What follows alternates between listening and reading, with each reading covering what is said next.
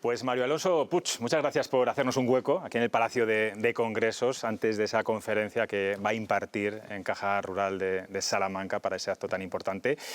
En sus conferencias usted muestra pues un espejo para que la gente que le escucha, digamos, vea una realidad que quizá tenía dormida o estaba adormecida. Y cuando se reflejan, la mayor parte de las veces sus vidas cambian. Y todo esto bajo una idea fuerza que es la que usted siempre dice: el amor también cura. ¿Y eso cómo encaja en esta época tan materialista, tan individualista?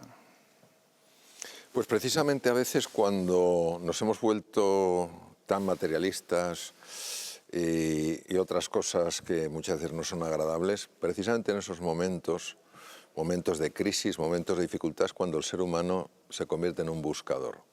Porque ya las viejas seguridades no le sirven, las viejas ideas tampoco le resuelven la vida, y en ese momento pasa de alguien que ve la vida pasar a alguien que busca cómo transformar su vida. Por eso los momentos de oscuridad pueden ser la antesala de momentos de descubrimiento y momentos de luz.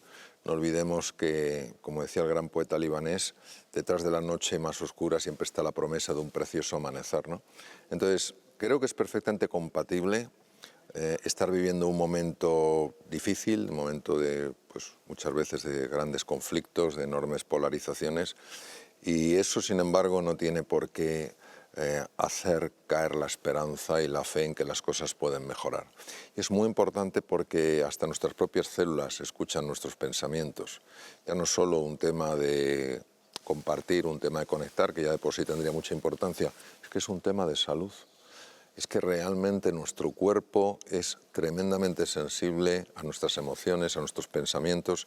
Y si una persona en momentos de dificultad, en momentos de crisis, en momentos de complejidad, cae en la desesperanza, su sistema inmune, que es el que nos tiene que defender precisamente contra las bacterias, los virus, los tumores, lo nota y mucho. O sea, sobre todo hay una estirpe de inmunocitos, de células inmunes, los linfocitos CD8, que son muy agresivos frente a bacterias, virus y tumores y son extraordinariamente sensibles al estado emocional de una persona. También hay otros, los NK, etc. Entonces, la esperanza es algo que nunca podemos perder. La esperanza no que las cosas sucedan como queremos, sino la esperanza de que las cosas pueden mejorar, de que algo nuevo se pueda abrir, de que pueda haber un amanecer. Habla de polarización política, emocional. Desde su experiencia, ¿qué mecanismos mentales nos llevan a encerrarnos en ciertas trincheras ideológicas y cómo podemos abrirnos también al diálogo real sin sentir que cedemos a nuestras propias convicciones? Es una gran pregunta.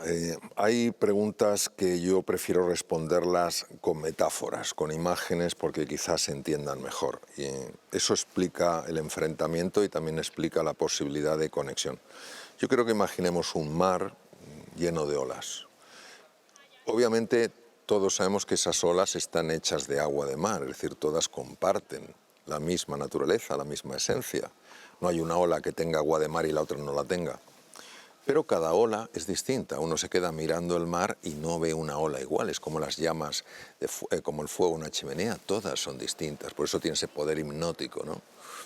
Claro, ¿qué ocurre? Que cuando una ola se fija solo en su apariencia y se olvida de su fondo, empieza a compararse con las otras olas. Ha perdido lo que las conecta y ahora solo se queda en lo que las separa. ¿Qué ocurre? Que cuando nosotros perdemos conexión con la esencia que nos define y que nos hermana a todos, porque José Luis, Mario y todas las personas que nos estén viendo quieren ser felices y sufrir menos. Nos hermana mucho más nuestra humanidad que nuestras ideas, sean políticas, religiosas, lo que sea. Cuando perdemos conexión con eso, solo nos quedamos con la forma. Y al quedarnos con la forma y perder la experiencia del fondo, entonces nos damos cuenta no ya de lo que es distinto, sino de lo que es distante. Y ahí vienen los enfrentamientos. Por eso todas las personas que quieran favorecer que haya conexión, han de favorecer que el ser humano reconecte con su verdadera esencia, que no es lo que tiene, es lo que es. Yo no sé si le pasa como a mí, yo últimamente estoy escuchando a políticos, contertulios, gente en la calle, que hemos dejado de ser libres, que cada vez somos menos libres, incluso se cuestiona la democracia, que dicen que está en peligro. ¿Hay más miedo ahora a expresarse, a decir la verdad por miedo a etiquetas, a que nos coloquen en sacos ideológicos que no nos corresponden? Y fundamentalmente, ¿esto nos afecta emocionalmente también? Sí, no cabe duda que el miedo es un elemento que juega un papel fundamental en la vida de todo ser humano. Hay un miedo, que es un miedo lógico, el miedo pues, al depredador, el miedo a la persona que nos quiere hacer daño. Pero el miedo a opinar.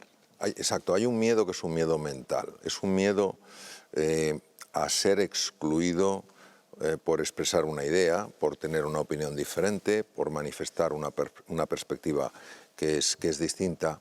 Y eso es muy peligroso. Eso es muy peligroso porque si no hay un diálogo abierto, si no hay una conexión, si no hay un encuentro entre diferentes perspectivas, llega un momento en el que parece que solo una es la que tiene realidad. Y yo suelo decir algo, que es que el punto de vista solo es la vista desde un punto.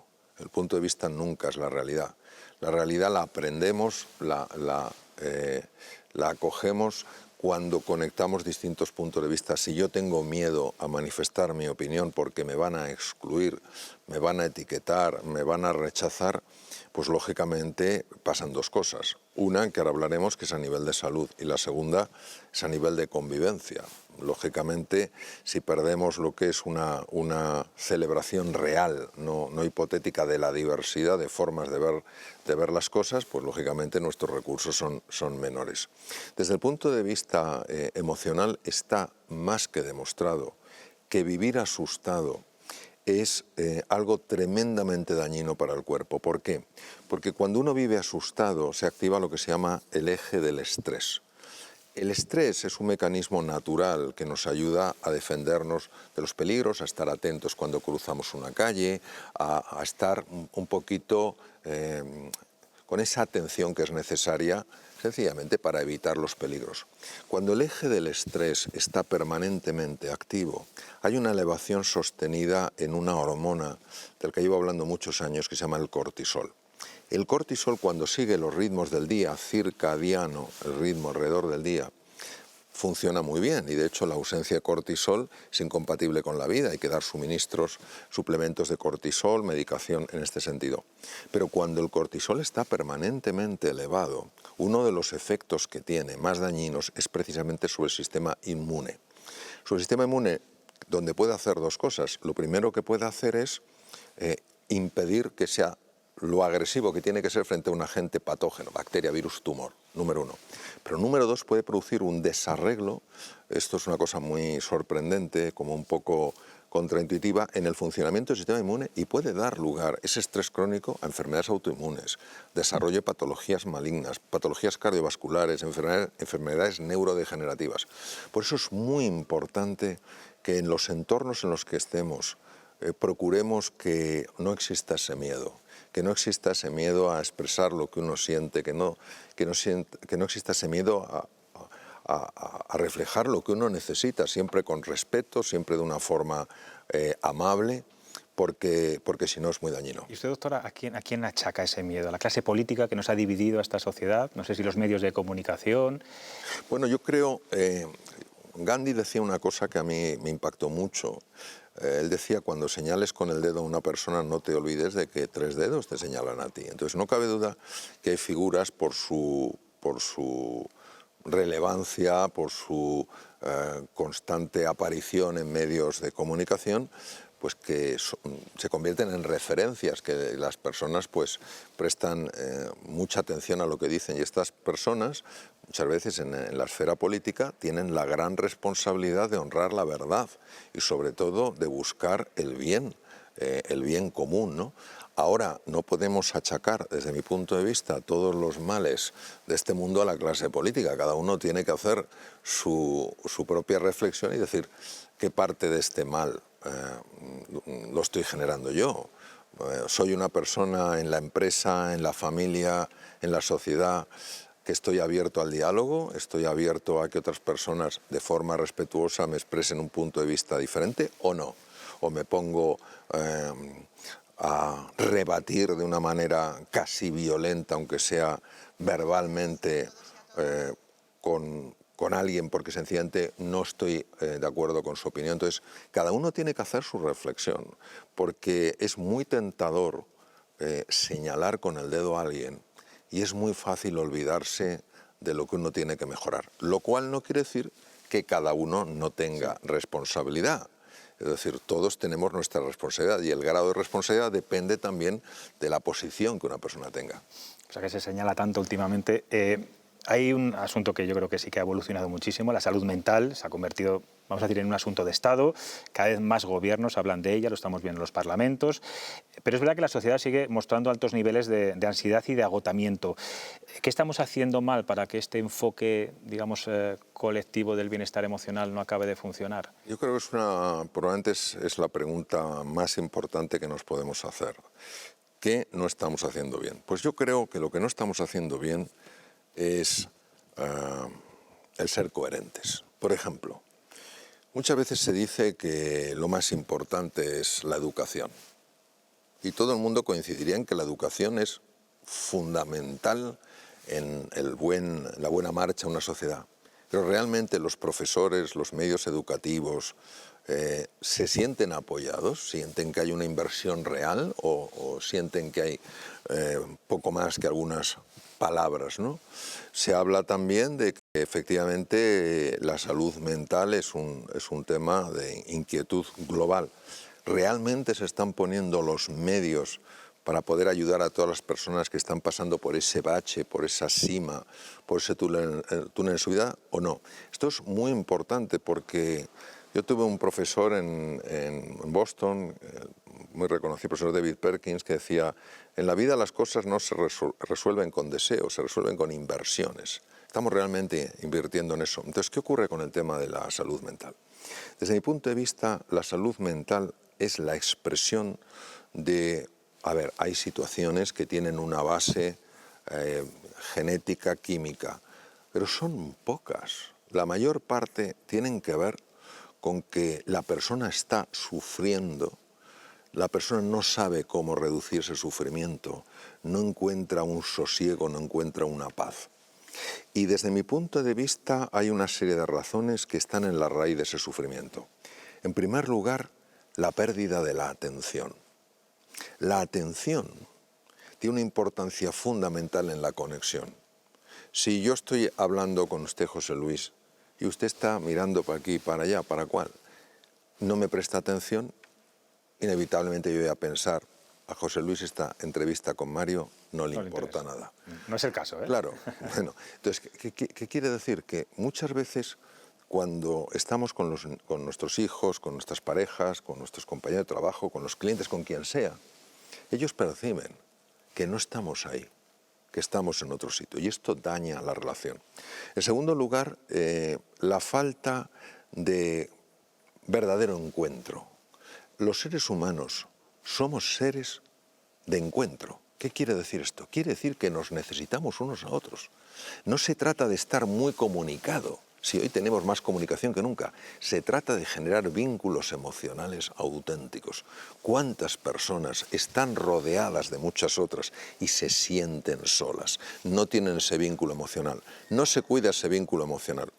Por otro lado, tenemos todo el tema de las tecnologías, que en sí no son el problema es cómo las usamos, que sirven para distraernos y no darnos cuenta de otras cosas en las que tendríamos que profundizar. Y finalmente yo añadiría dos elementos. Primero, la pérdida pérdida, digamos, parcial, recuperable, por supuesto, de esta visión humanista del ser humano.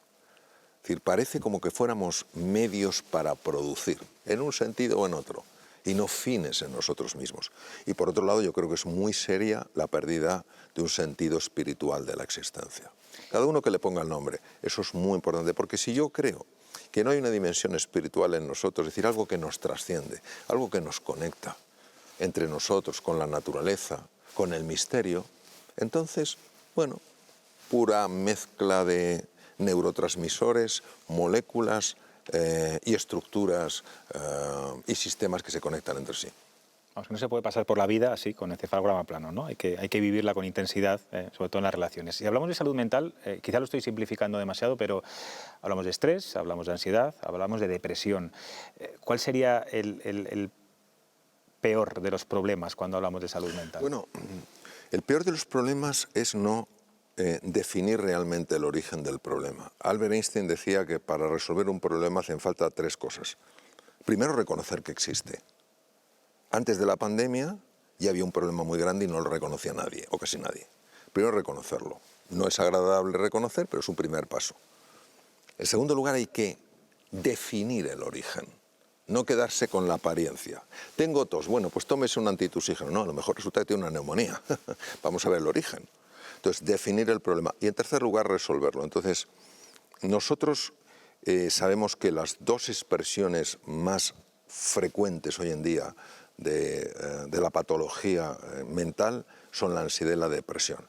Qué curioso que las 2 comparten un montón de cosas. En las 2 hay una elevación del cortisol. ¿Cuándo se eleva el cortisol de esta forma patológica? En el estrés crónico. Por tanto, la ansiedad y la depresión son expresiones del estrés crónico en el que vivimos. Por eso no se trata solo de tratar la ansiedad y la depresión, que también hay que hacerlo, obviamente, sino de ver qué es lo que nos está generando ese estrés crónico.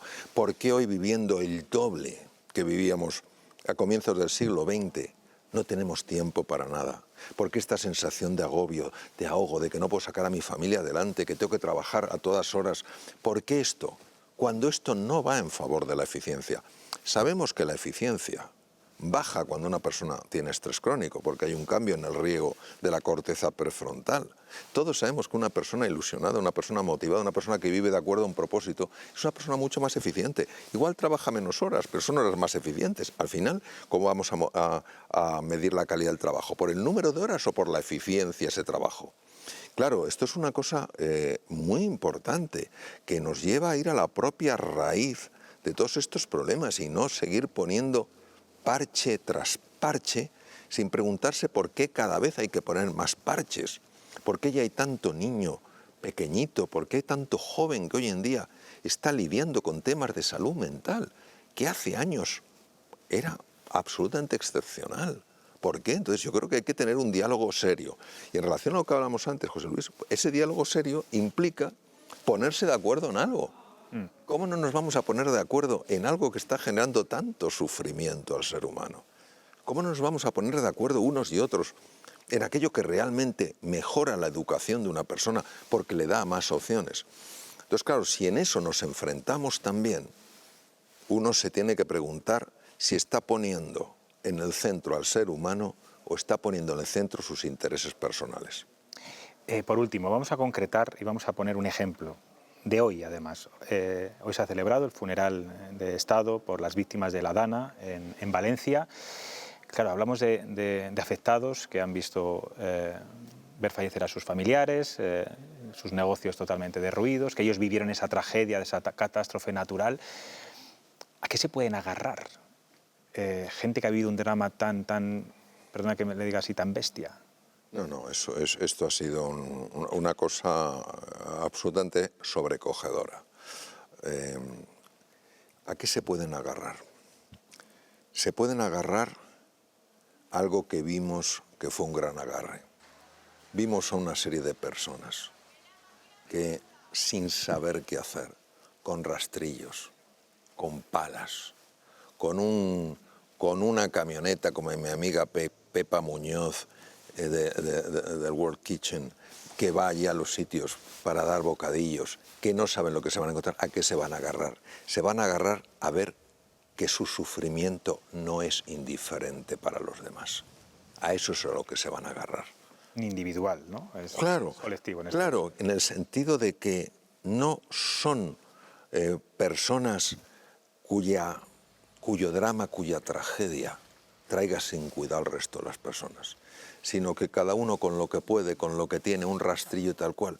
Claro, yo recuerdo en aquellas imágenes en televisión cuando se veían a tantos voluntarios, un poco la sensación de decir, bueno, ¿qué van a hacer?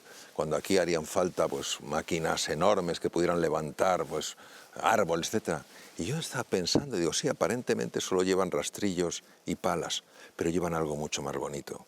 Vienen aquí diciendo, no estás solo, no estás sola, yo te voy a ayudar. Entonces eso es lo primero. Lo segundo, a algo que es un bálsamo, que es el paso del tiempo. Muchas veces uno dice, yo esto no lo superaré nunca. Quizá no todo lo cure, quizás ayude a recuperar la ilusión.